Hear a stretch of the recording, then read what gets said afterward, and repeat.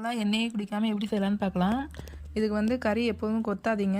முழு கறியிலேயே நம்ம வந்து கோலா உருண்டை செய்யலாம்.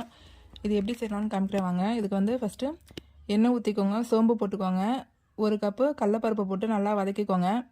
இது நல்லா வதங்கினதுக்கப்புறம் கறி இந்த மாதிரி எலும்பே இல்லாமல் தனித்தனியாக பொறுக்கி வச்சுருக்கேன். அந்த மாதிரி எடுத்துக்கோங்க நீங்களும். இப்போ வந்து இஞ்சி பூண்டு பேஸ்ட்டு போட்டுக்கோங்க இதில்.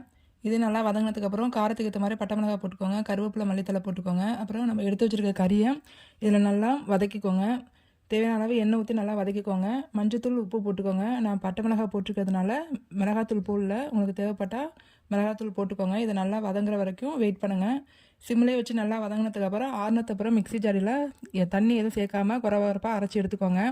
உருண்டை பதத்துக்கு நல்லா அரைச்சி எடுத்துக்கோங்க. இதை வந்து சின்ன சின்ன உருண்டையாக கோலாவாக உருட்டி எடுத்துக்க வேண்டியதான்.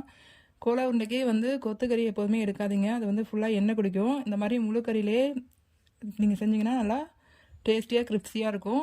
செஞ்சு பார்த்துட்டு எப்படி இருக்குன்னு சொல்லுங்கள்.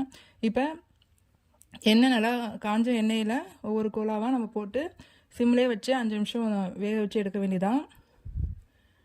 அப்போ தான் வந்து உள்ளெல்லாம் நல்லா வேகும். இந்த மாதிரி வெந்ததுக்கப்புறம் சிம்லே இதை வந்து வேகத்துக்கு எப்படியும் ஒரு 5 நிமிஷம் ஆகும்.